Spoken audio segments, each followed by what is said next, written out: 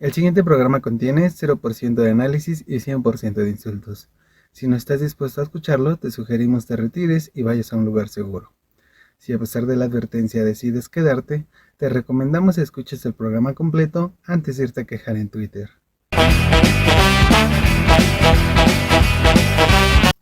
Esta vez yo quiero empezar de una manera distinta. Quiero decir ¡que muera la corrupción! Que muera. ¡Que muera! ¿Cómo bueno, antes que nada quiero presentar de nuevo un invitado que hoy nos acompaña. Lo tenemos a la distancia, como se puede notar. Quiero que le den un gran aplauso al Papa John. John. Hola, muchísimas gracias. Para mí es un gusto el poder estar aquí compartiendo con todos y cada uno de ustedes este espacio. Y como siempre le he dicho, se agradecen actualmente los espacios precisamente para podernos comunicar y para poder debatir, externar nuestras ideas, porque en otros tiempos esto sería inocuo. Entonces, realmente se agradece muchísimo este vínculo que se ha creado. Para eso estoy yo, para llenar tu espacio. En tu colonia se le llena seguido, ¿verdad? Oye, ¿qué te pareció este grito? Que muera la corrupción, muera el racismo y el clasismo. Pues mira, algo que decide decir y he de confesar es que la verdad grita mejor que tú. Tú no le echas ganas, papá. A ver, otra vez grita que muera la corrupción. ¡Que muera la corrupción! Hasta te siento frígido, te siento así como que ni lo estás sintiendo, ¿verdad? O sea, sí le echo tantas ganas que casi se nos queda ahí arriba en el palco. Se quedó trabado. Ay, se reseteó ahí arriba. Imagínate que si se nos hubiera ido, ¿qué sería? ¿Qué sería del país? Yo creo que es una pregunta que siempre nos hemos hecho, ¿no? A lo largo de cuando siempre entra un presidente, ya sea del PAN, del PRI o de Morena, siempre nos preguntamos ¿qué pasará si ahí queda nuestro presidente? Entonces, yo lo primero que creo que pasaría sería que Morena se acabaría de morir, porque sin el presidente se nos va en pique. Bueno, Morena ya debe de estarse preparando qué va a hacer en el próximo sexenio sin Andrés Manuel. A ti te gusta mucho la Morena, ¿verdad? yo voy más por el partido por atrás. Yo pensaba que por el Partido Nacional, ¿cómo? ¿Quieres ir por el pene? Me agarro confianza. Es el partido que empuja a México desde sus entrañas. Yo ya te veo en la delantera del pene. Tú vas a votar en el pene, próximas elecciones. Partido Nacional Esperanza, Nacional Esperanza. ¿Vas a votar en el pene? Tú ya te estás hincando para recibirlo, ¿verdad? Mira, yo voto blanco, o sea, nulo mi voto. Te echo las palmadas, rey. qué hermoso. Oye, hablando de cosas, en México, qué relajo se armó hace pocos días en la mañanera con la presencia del periodista Jorge Ramos y ese pleitazo que es una batalla de amor y odio que traen entre ellos dos, donde le dio unos datos interesantes de que hemos roto un récord más en México sobre el número de asesinatos en este sexenio. Felicidades, México, te lo mereces. Con absoluta libertad, he venido, esta es la cuarta ocasión, para que no diga que solo vengo a criticar, vengo a hacerle también dos propuestas. Ya que está hablando de criminalidad y de violencia, tengo que comenzar con malas noticias. Su gobierno ya es el más violento en la historia moderna de México. Ya lo es, señor presidente. Contigo. Estas son las cifras de su propio gobierno, lo saqué de su propia página. Sí. Desde que usted llegó al poder, ha habido 126.206 mexicanos asesinados. Más que los 124.000 de Peña, más que los 121.000 de Calderón. Primer lugar. Rompimos récord. Por fin en algo, ¿no? Bueno, pues Cabecita se enojó, ¿no? Primero desestimando sus datos, diciendo yo tengo otros datos, y luego le dijo, oiga, pero estos son sus datos.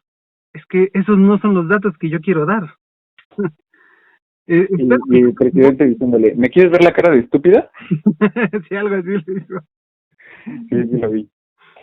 De hecho, lo que comentas es un tema muy, muy, muy interesante y yo lo veo desde diferentes ópticas, ¿no? La primera de ellas es que esa misma mañanera que tú nos comentas fue algo que yo platiqué con algunos de mis amigos. Estos amigos son morenos, no de piel, de partido, bueno, también de piel. Y me comentaban algo que yo también hice, y lo he de confesar. Cuando empiezan a mencionar estos datos, estas gráficas que menciona el presidente, pues yo creo que la labor de todos y cada uno de nosotros es criticar, ¿no? Primero decir, ¿estará bien o estará mal? Entonces, yo por mi parte, y también cosa que hicieron mis amigos morenos, fue darnos a la tarea de empezar a investigar, ¿no? De buscar esta información. Y la verdad es que sí es muy, muy triste, porque por lo menos la mayor parte de los periódicos que alcancé a leer decían exactamente lo mismo. Había dos periódicos que mencionaban algo diferente. Había uno que mencionaba que en marzo hubo una disminución en cuanto a los niveles de violencia en México, pero después había otros dos periódicos más que decían que no, que en marzo hubo un pique, o sea, hubo un aumento de estos niveles de violencia. Además de que uno de los periódicos que apoyaba la afirmación del presidente Andrés Manuel, pues era un periódico de dudosa procedencia. ¿Y por qué te menciono esto que me di a la tarea de investigar? Porque hay un punto importante que yo considero que menciona el presidente, y es precisamente lo tendencioso que llegan a hacer los medios. Sabemos que muchas veces el que paga la tinta pues es el que pone la noticia que se quiere que se vea. Y es por eso mismo que me di esa tarea, ¿no? De investigar en diferentes periódicos, de ver las diferentes evidencias, y pues hasta lo vimos en el gobierno de Felipe Calderón. A muchos periódicos pues sí hablaban de que era una muy buena estrategia de gobierno la que él estaba implementando, pero otros tantos que decían no, se disparó los picos de violencia. Yo estaba leyendo precisamente un estudio que hablaba sobre las tendencias de violencia en México, y precisamente hablaba del pico de violencia que se dio durante el gobierno calderonista. Entonces, pues sí, realmente tenemos una problemática en cuanto a los índices de violencia. Yo estaba platicando con unos amigos poquito antes de comunicarme por este medio, con tu bella y sensual voz que siempre tienes, y da gusto escuchar. Y yo les preguntaba, les decía, ¿ustedes cómo califican el gobierno actual en materia de violencia, no? Y muchos me decían que realmente no decían que solamente México estuviera mal, sino que todo el mundo en general estaba mal. Y hubo un comentario en particular que a mí me llamó la atención, y era un comentario muy preciso que decía que la violencia siempre ha sido igual en México. Un comentario que decía que nosotros hemos normalizado muchísimo la violencia, y es algo muy cierto. Nosotros nos hemos caracterizado, porque hasta lo decimos con cierto orgullo, que nuestro México es un país violento, ¿no? He visto videos en los que dicen que las balaceras para los mexicanos pues es normal, ¿no? Es foro común, es normal escuchar balaceras, que cómo es posible que algunos se espanten. Y realmente el normalizar tanto la violencia, o el normalizar el discurso de México está bien, y no mirar a la realidad que estamos teniendo, nos hace no atender las problemáticas que realmente tenemos. Pero el hablar de la violencia yo considero que se iba en diferentes ecos, en diferentes aristas. La primera de ellas sería efectivamente la tradición violenta que tenemos nosotros en México, que no es de un sexenio o de dos sexenios. Esto ya es una tendencia que tenemos de décadas, en las cuales realmente pues no se ha podido mermar el nivel de delincuencia, el nivel de violencia que se tiene en México, sino que ha aumentado, quizá si lo mencionamos de una forma triste. También otro instrumento que ha perpetuado este modelo de violencia en México es precisamente el hecho de que la violencia genera más violencia. No se han instaurado mecanismos eficientes para poder encaminar a estas personas a tener juicios realmente, a tener un sistema legal que sea eficiente y eficaz. Realmente tenemos una debilidad en cuanto a las instituciones que imparten justicia, y lo digo en todos los sentidos, tanto la Suprema Corte de Justicia como los tribunales pequeños. No tenemos bien instaurado un sistema legal que pueda atender las demandas de estas personas. Y aparte de todo, el último punto, considero que también sería la falta de políticas públicas en materia social y económica, porque pues lo que siempre se había comentado, ¿no? Si no tenemos chicos con buenos estudios, bien preparados, pues van a tener esa tendencia a acercarse a la delincuencia. Pero de igual forma, no solamente es educarlos por educarlos, es darles herramientas y también poderles proporcionar aquellos espacios que les brinden la oportunidad de poder desarrollar aquellas habilidades que han aprendido durante la escuela. ¿A qué es a lo que me refiero? Pues un trabajo. Si no tienes estudios, no tienes trabajo y no tienes salario digno, pues muchas veces la misma sociedad te va encaminando hacia algo que no quisiéramos observar, ¿no? Recuerdo la película de El Joker, no sé si la llegaste a ver, la de Joaquin Phoenix, Sí, a ver. donde ves precisamente que un hombre con intenciones de ser bueno, porque él tiene francas intenciones de ser bueno, en un mundo corrompido, que la misma sociedad y las mismas condiciones sociales a las cuales él se enfrenta hacen que él pierda esa bondad que tenía, o ese intento de bondad que él tenía, y se termina desvirtuando a una persona que podría ser dañina para la sociedad.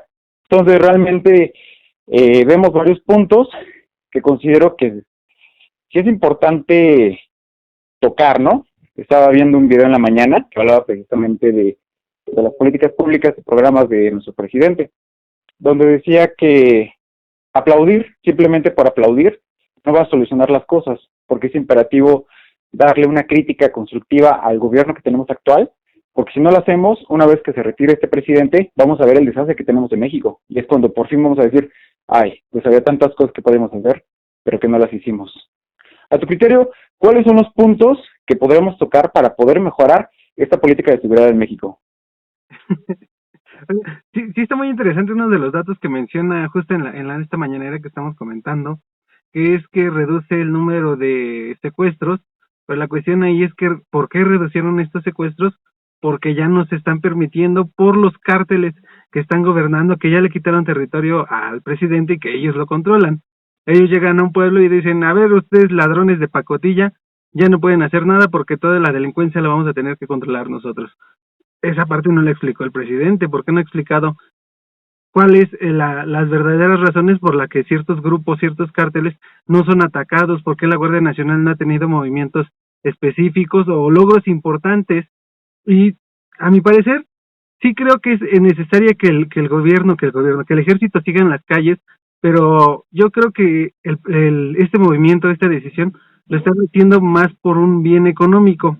Morena tiene dos principales, vamos a decir, los chanchullos que tiene, que el primero es hacer campañas y más campañas políticas para ahí estarle pellizcando el presupuesto, y el segundo es tener al ejército en las calles, no cuidando ni siquiera enfrentando a la delincuencia, sino para decir, mira, tú haz como que trabajas, yo hago como que te pago, y de la misma manera estar pellizcando.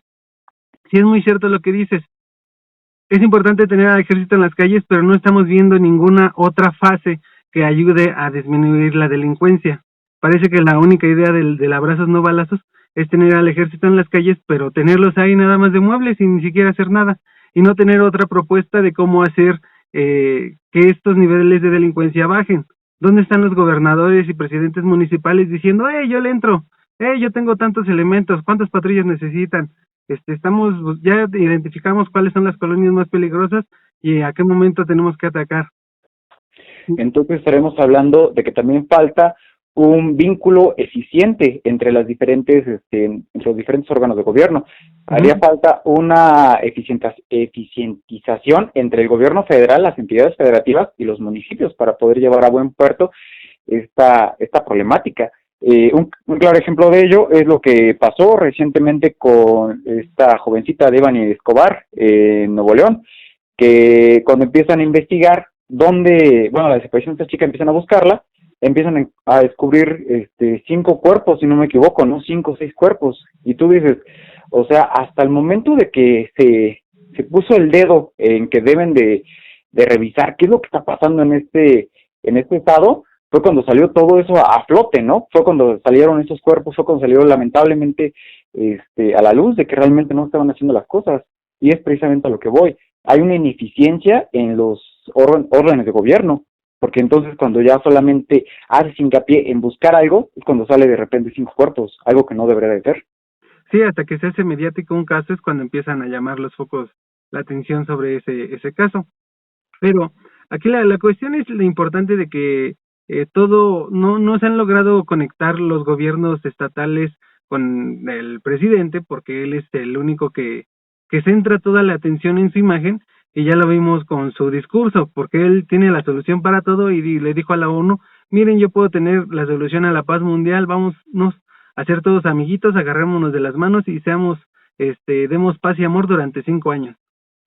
Y de hecho fue muy interesante lo que le comentó el asesor de Ucrania, que le dijo que nada más sus propuestas eran propuestas rusas, más atendían precisamente a girar los reflectores hacia su persona. Considero que en ese aspecto también la regó nuestro presidente, porque sí es importante tener un entendimiento completo del contexto en el cual se vive, en este caso, la situación entre Ucrania y Rusia.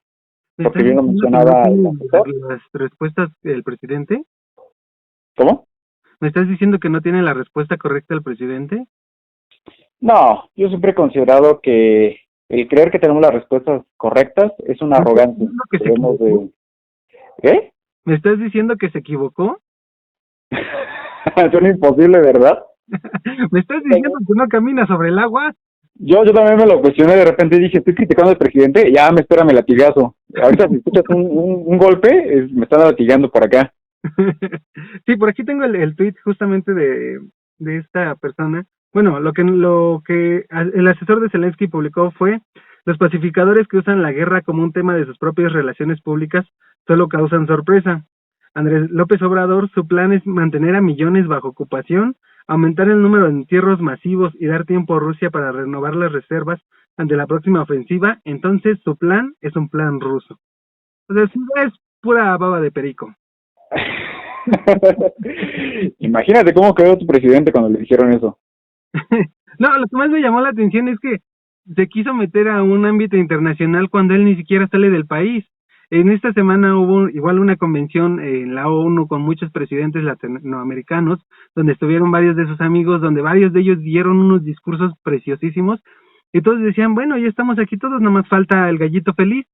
¿Y quién fue? Fue Marcelo a dar la cara, a presumir este plan y decir, miren lo que mi amo me dijo, perdón, lo que mi presidente me dijo, yo como quiero reemplazarlo, lo voy a defender en lo que queda del sexenio, ante el mundo.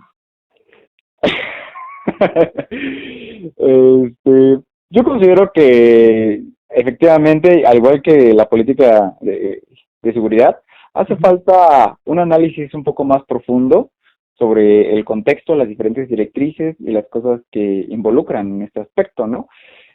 Considero que hasta cierto punto sí son buenas intenciones, por algún lado, dándole el voto de confianza. Considero que sí son buenas intenciones de una u otra forma hacer algo, ¿no?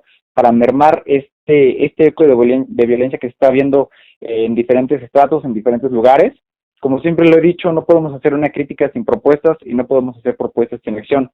Entonces, tildo la intención de nuestro presidente, nuestro canciller, como buenas intenciones, y pues espero que sí, efectivamente, se le pueda dar un mayor análisis a esta propuesta que se está impulsando y que no quede solamente como lo dijiste, un intento por mejorar las relaciones públicas o hacer que giren los reflectores hacia nuestro presidente, ¿no? Es que en serio me sorprende que nunca sale del país y quiere solucionar la paz mundial, y el canciller, por defenderlo, está rompiendo muchas de estas relaciones que se lograron. Y luego su super plan es que el Papa, un político de la India y el director de la ONU sean los enviados para solucionar todo. Que ellos vayan con su banderita blanca caminando, ya sean amiguis, agárrense de las manos y dense un beso. ¿Cómo habrá tomado de tomar esa decisión?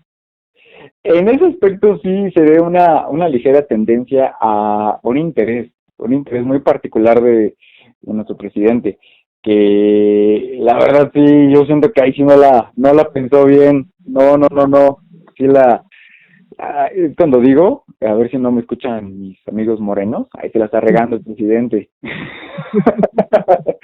Me va a pasar lo mismo que a Gibran Ramírez, que ya lo estaban echando de piedras, donde lo ven, lo apedrean. Pobre Gibran.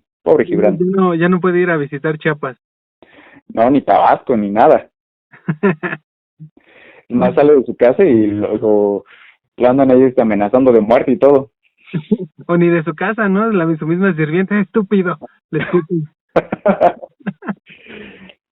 Ya le pasa lo mismo que al presidente. Se queda nada más en su casa criticando al exterior.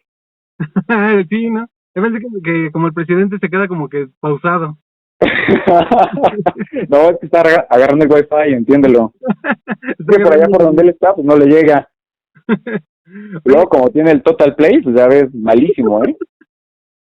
Total Play, si me ves, patrocíname. Al final esta cuestión de seguridad se está volviendo una cuestión política. Lo vimos cuando se llevó este gran debate en la Cámara de Diputados respecto a la permanencia del ejército en las calles, que se propone que sea hasta el 2028, que primeramente los que dijeron, hey, esta propuesta es mía, fue la bancada del PRI, y después dijo el presidente, no, yo les pasé el acordeón, ellos nada más le pusieron su firma y su nombre, pero que al final, pues todo esto son movimientos políticos. Como lo dije, a mi parecer que el ejército siga en las calles es porque de ahí le están pellizcando al presupuesto del ejército. Por ahí al final del sexenio van a salir los datos de cómo es que se movió todo ese dinero y cómo ciertos sectores que pertenecen a Morena son los que donde más importancia se le da en el ámbito de seguridad, y los que son gobernados por la oposición como que dicen, como que sí, como que no. A mí me llama mucho la atención porque al final es la seguridad de la nación, pero todo se debate entre morenos y opositores, entre si ustedes tienen la razón, nosotros no, y entre a ver quién de ustedes va a ser el bueno que se va a vender por una, por una embajada de calzones. Tu mero mole, ¿verdad? Tú quieres la embajada de Chile, ¿no? Ya te ves bien empinado. ¿O quieres una embajada en Checoslovaquia? Hablando de, la otra vez fui a Puebla y precisamente me acordé de ti. Traje un camote en cajones. Ahí cuando te vea, pues te los entrego. ¿Qué te parece? ¿Viste un camote y pensaste en mí? ¿A ti qué te pareció este debate entre la oposición y el oficialismo, y este diputado del PAN que se vendió más rápido que el que el avión presidencial? Eso es velocidad, eso es eficiencia y eficacia. Tú que tanto criticabas que no se podía vender nada, pues ya se vendió un diputado del PAN. Se vendió a Moreno. Pues mira, con relación a eso que estábamos platicando, de hecho estábamos viendo en un diplomado precisamente de sistema político mexicano, algo muy particular que tenemos en nuestra política mexicana, valga la redundancia. De las propuestas que se han subido a la Cámara de Diputados han sido 154 propuestas, de las cuales solamente 44 han podido pasar a votación solamente. Ya que pasen y sean ejecutadas, pues ya es otra cosa. Pero, ¿cuál es la particularidad de esas 44 propuestas que fueron impulsadas, que bueno, se pudieron votar en la Cámara de Diputados?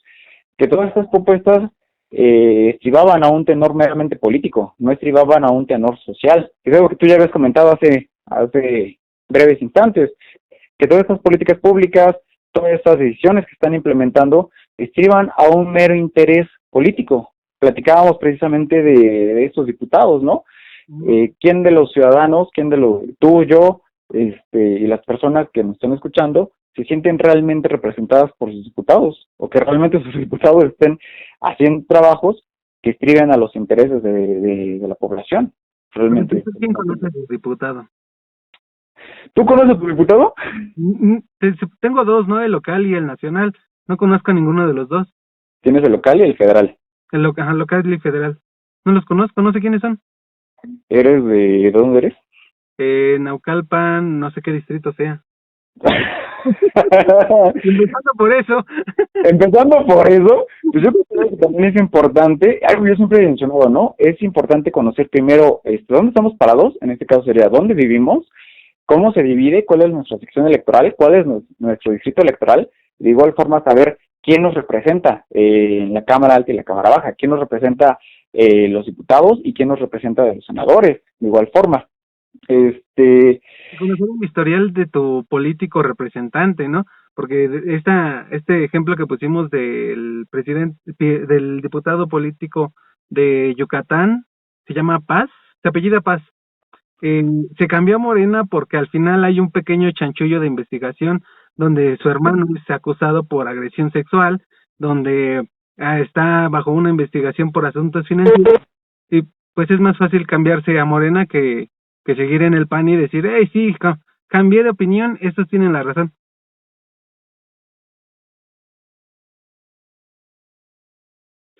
Ay, perdonen muchachos, tuvimos un pequeño problema, se desenchufó John, lo tuvimos que enchufar entre varios. Lo que pasa es que me agarraron mis compañeros morenos y pues ya saben, ¿no? Su iniciación. Digo, venga a darle un beso a la morena. Latigazo al viejo estilo priista, donde pasaba el grandísimo y tenías que agacharte. Y es muy cierto, es muy cierto, porque el PRI antes no lo gobernaba el presidente del PRI.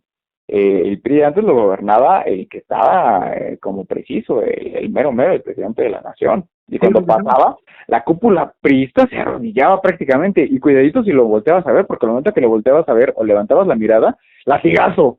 Y si te ocurría hablar mal del PRI de ese entonces, pues te mataban, como le pasó a Luis Fernando Colosio.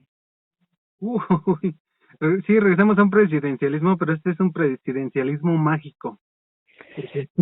El presidente gobierna dos países, uno que él ve en su imaginación y el que vemos el resto del país. Lo que pasa es que yo creo que muchos dicen que nuestro presidente es un presidente populista, pero yo realmente no veo tal eco del populismo representado en México, porque como tal el presidente no está llamando a la movilización constantemente. Sí llama a una movilización, pero una movilización institucional. Yo creo que el presidente, más que otra cosa, tenía la intención de ser un locutor. No con eso quiero decir que existan malos locutores, no. En México hemos tenido muy buenos locutores y grandes locutores, pero muy tristemente los locutores no transforman realidades. Bueno, el presidente lo que le gusta es el argüende, estar en campaña, estar en las fondas, estar gritando como loco, estar señalando con el dedo, y si tiene este pequeño ámbito populista o de la nueva corriente política del populismo, en la cual ofrece respuestas muy sencillas a problemas muy complejos y a estar siempre buscando a alguien, a un enemigo al que señalar y al que culpar de que la cuestión no avanza. Lo vemos que todas las mañanas es la oposición, son los gobiernos anteriores, es que me atacan, es que no me dejan trabajar, es la prensa, son los fifís, son los conservadores.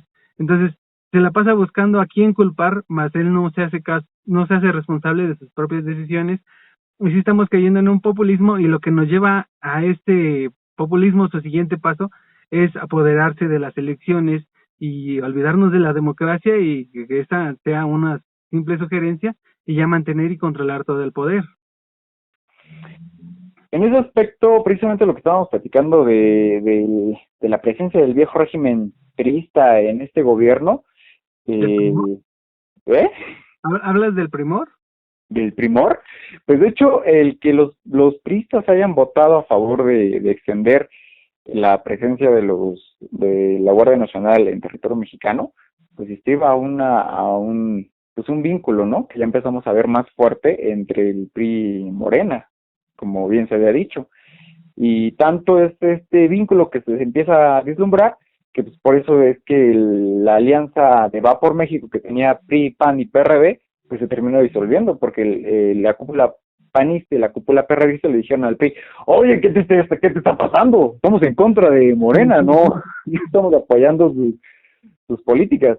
Pero también debemos tener en cuenta que la cúpula priista haya votado a favor de extender el mandato de la Guardia Nacional, pues estriba también un interés de partido.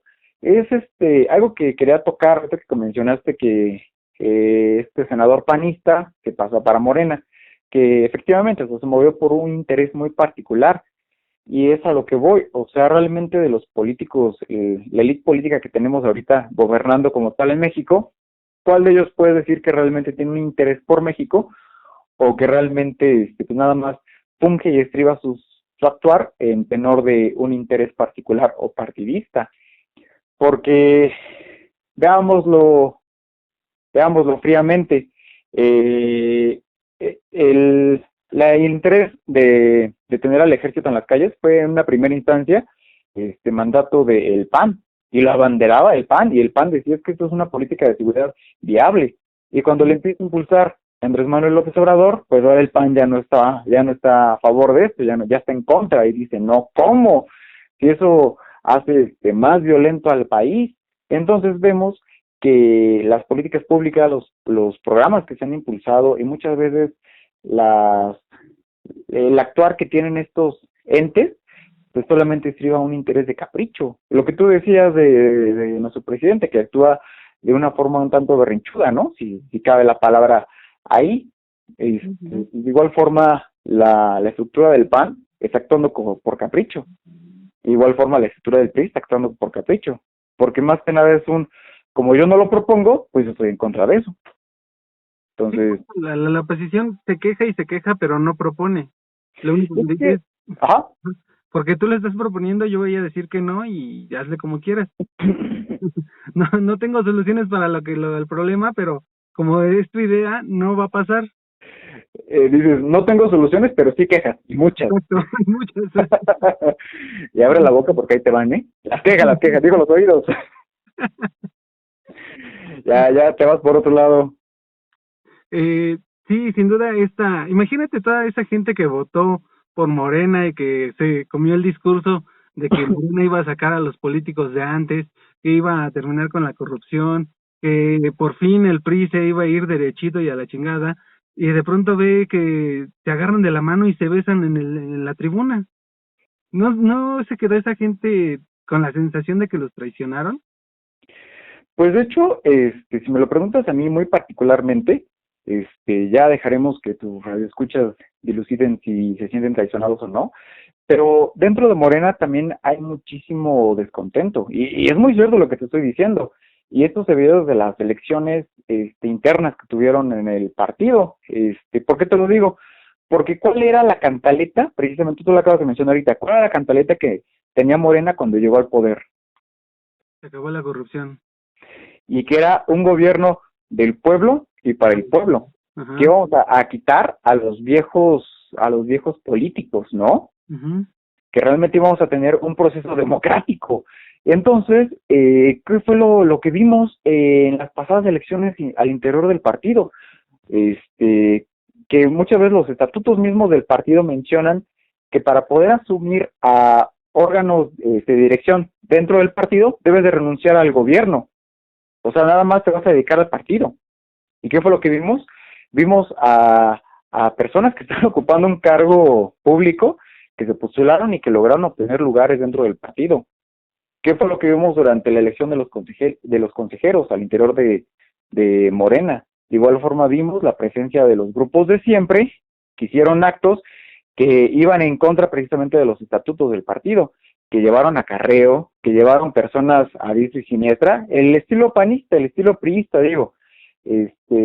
Al interior de Morena, muchos de los militantes de base, mucha de esa militancia fuerte de Morena, esa militancia de base, esa militancia que impulsó al proyecto de nuestro presidente Andrés Manuel López Obrador, actualmente se ve traicionada, porque entonces llega un consejero que es síndico en el municipio, o es presidente municipal, o es diputado, y tú dices, yo que soy del pueblo, yo, tú, o cualquier persona, cualquier vecino o vecina, dice que yo que soy del pueblo y yo que estuve desde abajo apoyando al presidente, ¿por qué me termina traicionando mi partido de esta forma?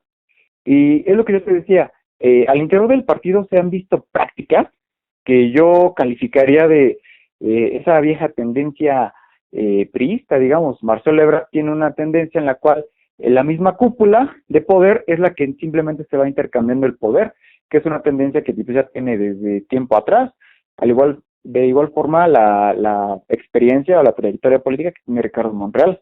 Entonces, lo que tú dices sí entraría bien a preguntarnos ¿cuál cambio? Pero ya no somos los mismos. O sea, sí, pero diferente. Ahora somos morenos. Y bueno, pues esta idea del primor ya agarrados de la mano, ya bien negociados, van a repartirse candidaturas, van a repartirse la embajada, ya dijimos que a ti te toca la embajada de Chile. Que sientas, te veo cansado. Y por lo que ahora van es por la reforma electoral. La reforma electoral. La reforma electoral es un tema muy, muy, muy interesante, ¿sabes? Porque tenemos una tradición del Instituto Nacional Electoral, tenemos una historia, cambio mi palabra, tenemos una historia muy interesante al respecto de este instituto, que ha evolucionado a lo largo de los años y pues ha intentado consolidar con cierta autonomía. pero yo veo ahí varios puntos importantes, porque si bien antes, durante la época stalinista, pues teníamos ese aspecto, ¿no? En el que la persona que decidía y la persona que daba el banderazo era el presidente de la nación, en este caso Salinas de Gortari, ¿no? Y desde tiempo atrás, pues, siempre que gobernó fue el presidente. No existía tal autonomía del INE. A lo largo de los años empezaron a hacer diferentes reformas, precisamente para que el INE tuviera esta autonomía. Pero hay propuestas que demarca nuestro presidente, que pues realmente nos hace regresar, ¿no? Al INE de antes, a ese INE en el cual una persona en el gobierno era la que decidía el rumbo de este. Pero yo considero que realmente el problema es más profundo. En primera instancia, menciona los puntos fuertes de esta reforma electoral. Una de ellas es la disminución de la Cámara de Diputados, ¿no? Disminuir de 500 diputados que tenemos, creo que a 300, eliminando los plurinominales. Ajá. ¿Tú qué opinas al respecto de esta propuesta? En la cuestión de los plurinominales, sí se supone que la intención de que estos existan es para crear un contrapeso dependiendo del porcentaje de los votos que hayan obtenido en las elecciones. Es una propuesta que la había hecho Peña Nieto, pero que justo por esta idea de que tiene el contrapeso, no se la aprobaron. La cuestión es que no se deberían de eliminar solo los plurinominales, sino también me dijiste hace rato, los federales, y se tendría que redistribuir de nuevo toda la nación. Mayoría relativa. Es tanto el relajo que se tendría que hacer, que primero quitarías puestos en la oposición, y eso ya estamos hablando de un autoritarismo, y segundo, el relajo inmenso por la distribución de nuevo de todo el territorio no lo permite o no se lo quieren aventar. Entonces, en papel o en idea, y al pueblo y a la nación les encanta esta idea de eliminar a los diputados, pero creo que son necesarios.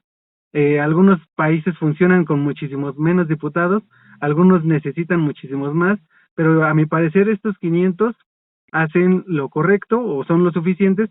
La cuestión, lo que yo diría, se supone que si están para el pueblo, lo que es más fácil, que los que estén ahí no reciban sueldo, y ya con eso nos vamos a asegurar de que las personas que lleguen van a ser personas más o menos bien intencionadas.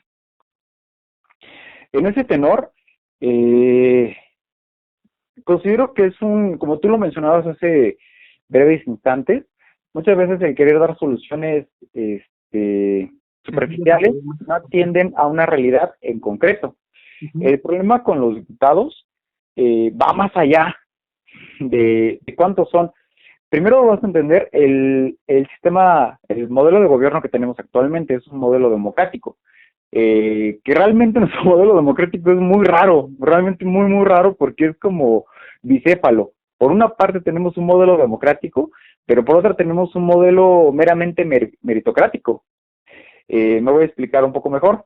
Tenemos el sistema democrático sobre el cual estamos generando, ¿no? En este sentido, el reducir la Cámara de Diputados de 500 a 300 sería una violación misma de la democracia, porque hasta Estados Unidos, que ha funcionado con su mismo número de diputados desde que hicieron su constitución, ellos mismos han argumentado que al haber tenido esta explosión demográfica a lo largo de los años, pues ya no tienen una muy buena representatividad de sus diputados. Es por eso necesario que se expanda más y que tengan más diputados para que pueda tener una mayor representatividad, que es uno de los pilares fundamentales del modelo democrático que tenemos.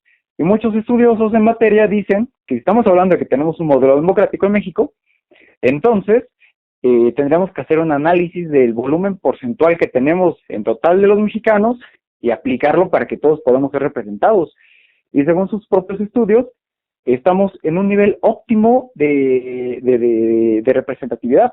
De hecho, nos falta un diputado. Tenemos que tener 501 diputados para tener un buen nivel de representatividad. Pero entonces tú dices, ok, estamos bien en diputados, de hecho nos falta uno, pero ¿cuáles son las problemáticas? ¿Por qué la democracia en México no está funcionando? Y entonces ahí es el otro argumento al que yo quiero llegar. En México, en muchos países latinoamericanos, en general, tenemos se creció con la creencia de que la democracia significaba el cambio de gobierno. Y así hicieron los mecanismos de la democracia mexicana. Simplemente instauraron los mecanismos necesarios para que este cambio de gobierno sea eficiente. no eficaz, sí eficiente. O sea, que podamos tener elecciones y que se pueda elegir por otro presidente, que tengamos elecciones y que se pueda elegir por otro diputado, por otro senador, etcétera, ¿no? Pero la problemática es que no se entendió el punto medular de la democracia, porque para poder tener democracia debemos tener muchos beneficios. Entonces, procuramos y le dimos mayor importancia a generar ese mecanismo de cambio de gobierno, pero no nos interesamos tanto por generar mecanismos de base, por generar una muy buena administración pública, por generar medios legales, por generar economías eficientes, porque al hablar de esos tres pilares importantes podemos hablar de una eficiente democracia. Entonces, cuando vemos el punto de que tenemos, según los estatutos de la democracia, tenemos un buen cuerpo gubernamental, un buen cuerpo representativo, decimos, pero ¿por qué fallamos? ¿Por qué nuestra democracia falla? Pues entonces falla porque no tenemos bien establecidos los lineamientos legales, no tenemos bien establecidos los lineamientos administrativos y no tenemos bien establecidos los lineamientos económicos del país. Preponderamos mucho una parte democrática de México, pero dejamos sin crecimiento las otras partes importantes. Y es un claro ejemplo de ello. ¿Cuántas veces en la Cámara de Diputados se han pasado los estatutos y las propias reglas de la Cámara de Diputados por el arco del triunfo? Muchas veces. ¿Cuántas veces no hemos tenido problemas en cuanto a que nuestro diputado, nuestro representante que está en la curul, no sabe ni siquiera cuántos artículos tiene nuestra Constitución? Tenemos un gran problema en la cual al pedir un mayor número de democracia, mermamos lo demás. Pero si pedimos, exigimos que nuestros diputados tengan mínimo una licenciatura, se argumenta que vamos en contra de la democracia misma. Pero cuando a un joven o a una persona quiere entrar a trabajar al gobierno, le dicen que tiene que entrar por el servicio profesional de carrera y debe tener mínimo licenciatura, mínimo un año de experiencia, pasar 2 exámenes si no me equivoco. ¿Por qué? Porque hasta el mismo examen te dice que es importante tener los mejores perfiles para poder desempeñar las funciones que lleven a buen puerto el desarrollo del país. Y tú dices, a mí me piden que tenga mínimo licenciatura, que tenga un año de experiencia, que pase 2 exámenes para poder llevar a buen puerto las políticas públicas del país, pero a una persona, un diputado que tiene más responsabilidad, no le exigen lo mínimo. Entonces, ¿somos un país democrático o no somos un país democrático? ¿Somos un país meritocrático o no somos un país meritocrático? Es la contradicción en la cual yo muchas veces argumento. Sí, es muy interesante esta parte porque cuando platicas con gente te cuestionas esas mismas cosas, ¿no? ¿Por qué políticos o diputados llegan a ciertos puestos sin tener los conocimientos suficientes?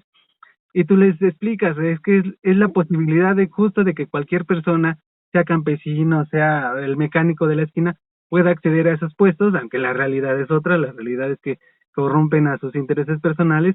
O por ejemplo, cuando te preguntan, ¿por qué existen tantos partidos políticos cuando estaríamos genial que solo existieran 2? Ah, bueno, pues que el sistema está diseñado para que si tú ningún partido te representa y dices, oye, yo quiero crear mi propio sistema ideológico político, voy a formar a mi partido político, y el sistema está diseñado para que yo pueda alcanzar esos niveles y pueda recibir presupuesto.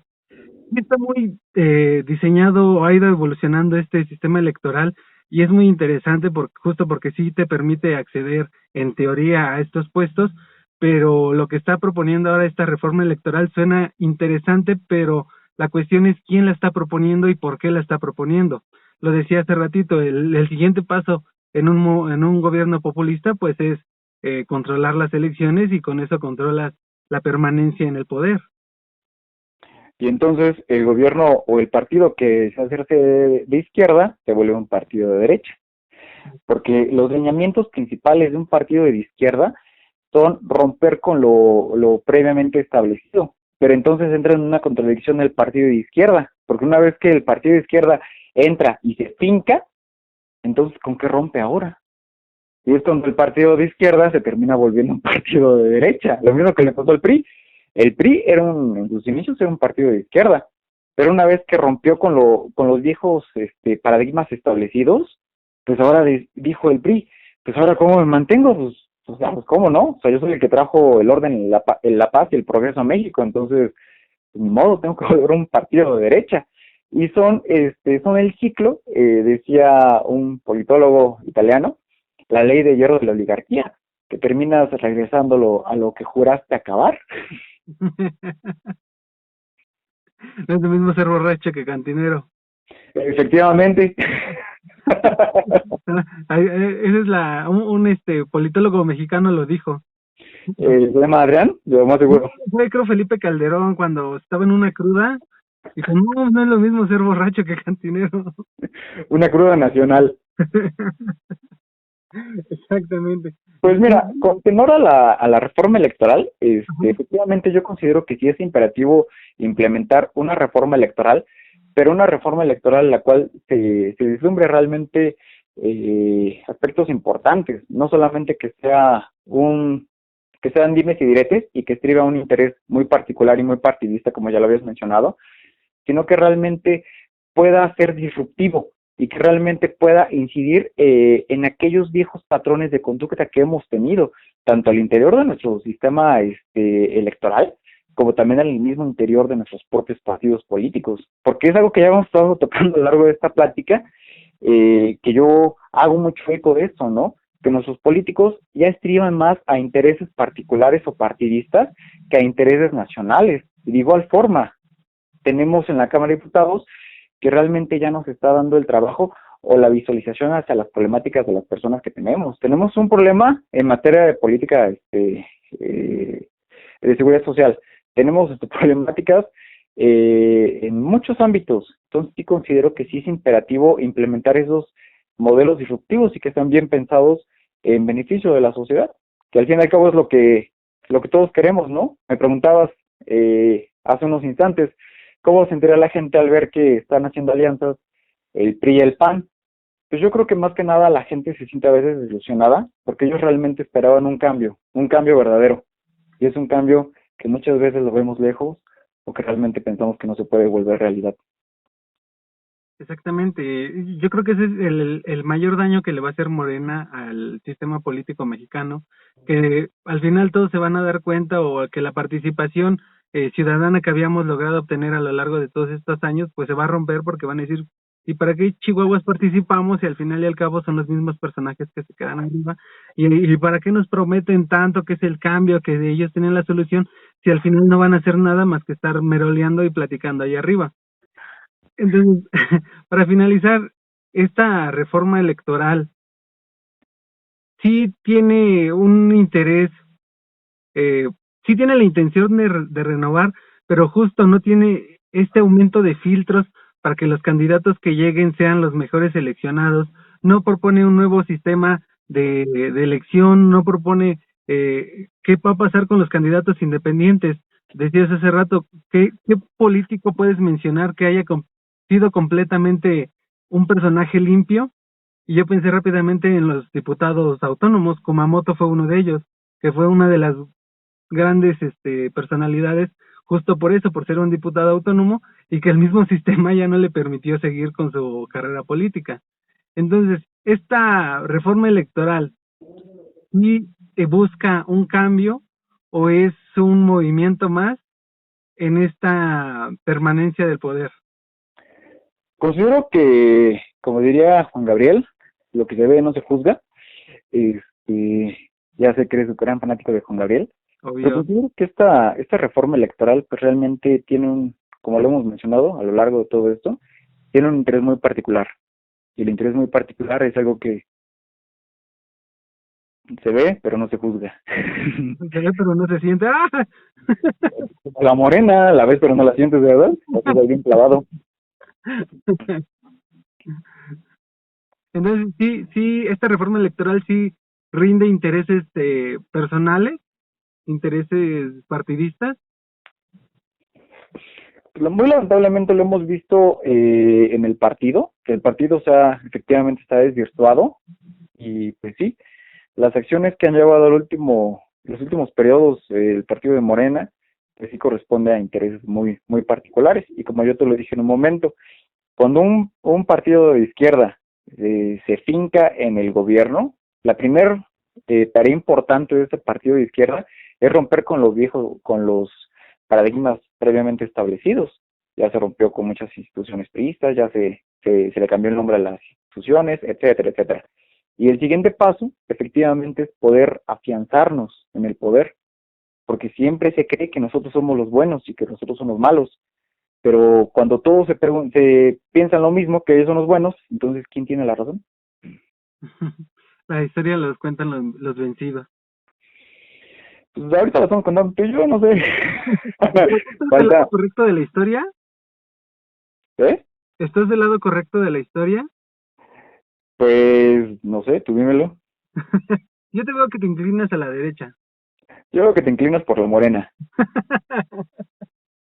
John, fue un placer, es un gusto platicar contigo, más porque sé que eres un erudito de la lengua, que eres un maestro con la lengua, que haces maravillas con la lengua española. De hecho, hablando de eso, te quería invitar que fuéramos a ver una película, se llama Anaconda, precisamente doblada en tu lengua, para que no tengas problemas con los subtítulos. ¿Quieres ver una película doblada o la prefieres abierta? En televisión abierta, perdón. Entera. Entera. Te voy a aplicar la trampa del conejo. ¿Cuál es la trampa del conejo? Compras un paquete de palomitas, sacas las palomitas, y le dices, hey, ¿no quieres palomitas? Mete la mano.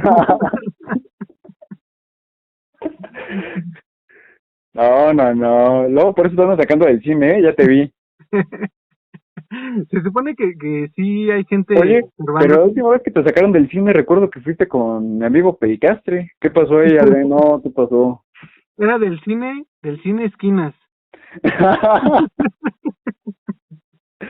¿Me prestas atención? No te vayas a poner celosa. Te agradezco que me hayas acompañado, aunque sea a la distancia. ¿Algún último comentario? ¿Quieres dar la oración de la morena? ¿Quieres dar los 10 mandamientos de Amlito? ¿Quieres anunciar que ya te vas a cambiar el nombre? Ya me voy a cambiar el nombre. Ahora me voy a llamar... Morena. No, pues yo como siempre he dicho, o sea, el casarnos con los dogmas genera problemáticas. Lo que realmente genera un cambio es el ser un crítico hacia el propio sistema en el cual estamos. Porque pues es para lo que estamos aquí, para generar cambios, no para perpetuar lo previamente establecido. John para presidente. Voten por mí. Próximamente el Partido Nacional La Esperanza. Exacto, el PN va a empujar tu candidatura. En el pene te montas todos los días.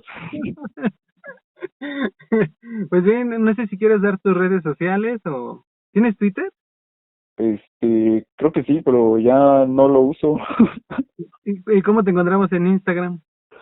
Como Raúl Medina, ahí me encuentran, Raúl-Medina. ¿Y en OnlyFans? OnlyFans, como Papito Chulo, 69. Pues bien. Ya vi que te acabas de suscribir en mi OnlyFans, ya te vi andas avanzado. Qué puerco. El servicio premium. Pues, siempre apoyando a la comunidad. Hay talento, falta apoyarlo. Hay talento, solo falta apoyarlo, exacto. Por ahí tenemos una amiga que siempre le estamos insistiendo que abra su Only, que vemos nosotros que tiene un buen talento que explorar, todo por su talento, ¿no crees?